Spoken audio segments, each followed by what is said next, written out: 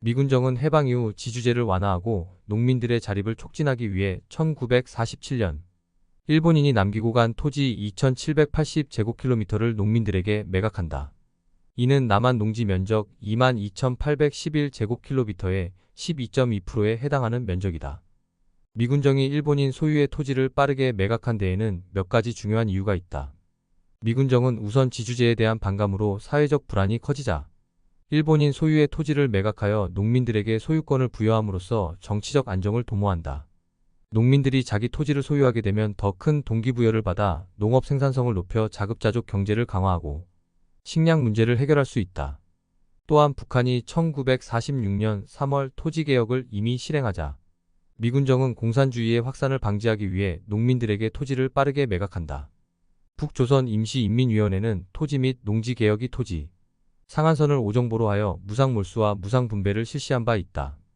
1정보가 약 9,917.355제곱미터이므로 5정보는 약 49,586.775제곱미터이고 약 15,000평 정도 된다. 미군정의 토지 매각은 향후 대한민국 정부가 추진할 농지개혁의 선제적 조치인 셈이다. 미국이 1947년 9월 국제연합에 제출한 한국의 독립문제가 소련의 반대에도 불구하고 절대 다수로 통과된다. 유엔 소총회의 결의로 1948년 5월 10일 처음으로 총선거가 실시되어 5월 31일 국회가 열린다. 제헌국회는 7월 17일 헌법을 공포하고 8월 15일 대한민국 정부가 수립된다. 현재 우리는 역사적 정체성을 둘러싸고 1948년 대한민국 정부 수립설과 1919년 상해 임시정부 설립설의 건국절 논란으로 시끄럽다. 치열한 정쟁에 휩싸이는 이유는 외형상으론 헌법 전문의 문구에 있지만 본질적으로 한국 현대사에 대한 근본적인 정체성을 규정한다 여기기 때문이다.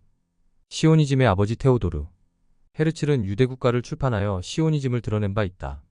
1896년은 이스라엘 근대 역사의 뿌리이자 360년 주기의 시작점이다.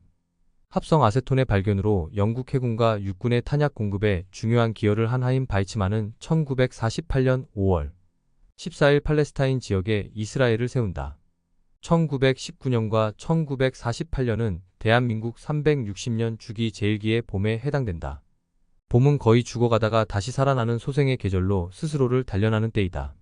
농민들의 농지 및 토지개혁의 목소리가 높아지자 제1공화국의 제헌국회는 1949년 6월 21일 농지개혁법을 통과시킨다. 시행규칙이 공포되면서 법적 기반을 마련한 농지개혁법은 1950년 5월 시행된다.